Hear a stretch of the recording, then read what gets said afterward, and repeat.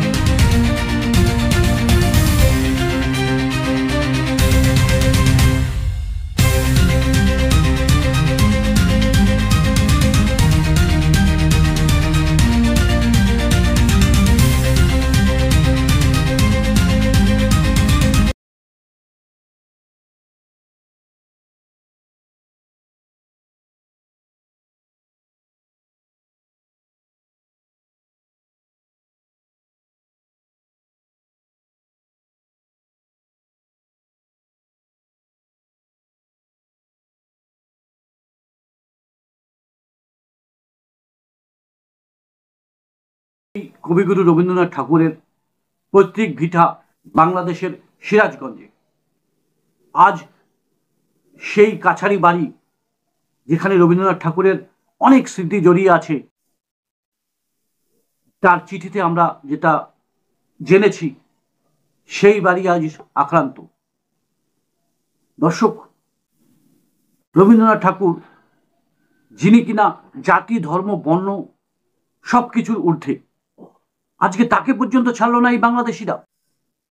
কিছু জিহাদি মনোভাবাপন্ন মানুষ যারা বাংলাদেশটাকে কুড়ে কুড়ে খেয়ে শেষ করে দিচ্ছে।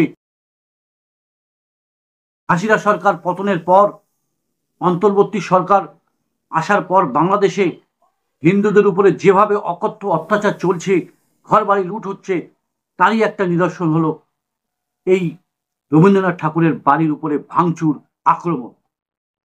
দর্শক, সূত্র মারফত যেটা জানা গেছে, এই বাড়িতে দেখতে সবাই আসে এবং তা টিকিট কেটেই ঢুকতে হয়। এক পরিবার গত মঙ্গলবার দুপুরের দিকে যখন এই বাড়িটিতে এসেছিলেন, তখন সাইকেল রাখার টোকেন নিয়ে একটা বচসা বাঁধে এবং যেটা জানা যাচ্ছে নাকি সেই ব্যক্তিকে নাকি সেখানকার যারা গার্ড ছিলেন তারাও নাকি আটকে রেখেছিলেন কিংবা মারধর করেছিলেন। কিন্তু দর্শক, ঘটনাটা হচ্ছে এরপরেই বেশ কয়েকশো মানুষ মিলে একটা প্রতিবাদ মিছিল করেন এবং এই কাছারি বাড়ির দিকে আসেন এবং তারপরেই এই ভাঙচুর শুরু হয়। কথা হচ্ছে, যদি আপনার সৎ উদ্দেশ্য থাকে, কোনো প্রতিবাদ করার থাকে, তাহলে সেটা করবেন। কিন্তু তাই বলে এই একটা ঐতিহ্যময় বাংলার তথা বাঙালির গৌরব, তার বাড়িতে এই ভাঙচুর, তাহলে দর্শক, এইসব মানুষদের মনের যে ইচ্ছাটা, বাংলাদেশের আজকের যা গতিধারা, তা কিন্তু স্পষ্ট হচ্ছে। দর্শক, পশ্চিমবঙ্গের মাননীয় মুখ্যমন্ত্রী শ্রীমতী মমতা বন্দ্যোপাধ্যায় এই বিষয়টা নিয়ে সরব হয়েছেন এবং শুধু উনিই নন, সারা বিশ্ব তথা সারা বাঙালি জাতি এর ঘোর নিন্দা করছেন। মাননীয় মুখ্যমন্ত্রী ভারতের প্রধানমন্ত্রী শ্রী নরেন্দ্র মোদীজিকে চিঠি লিখে আপত্তি জানিয়ে যাতে বাংলাদেশের সরকারের কাছে এর বিরুদ্ধে কঠোর পদক্ষেপ নেওয়া হয়, তার আর্জি জানিয়েছেন।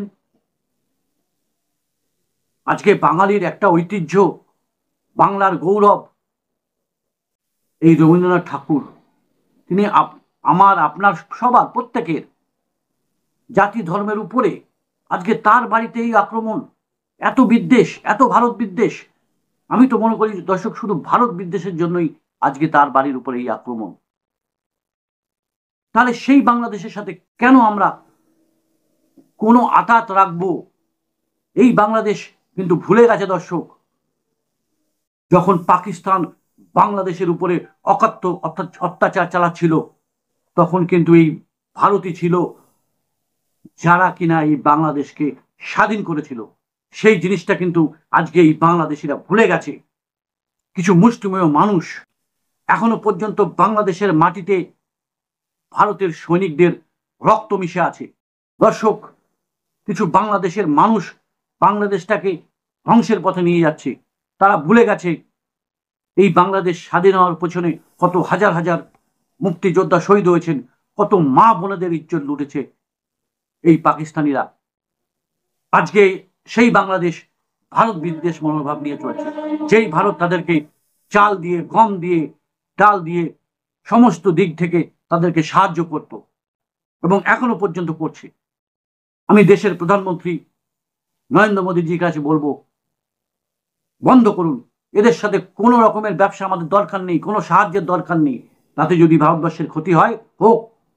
এবং আমি সর্বশেষে মাননীয় মুখ্যমন্ত্রীর কাছে আবেদন রাখতে চাই, ম্যাডাম, আপনার এই প্রতিবাদ আমি স্যালুট জানাই, কিন্তু তার সাথে সাথে সেই বাংলাদেশিদের খুঁজে বের করুন যারা অবৈধভাবে এই পশ্চিমবঙ্গে তথা ভারতবর্ষে এসে লুকিয়ে বসে আছে।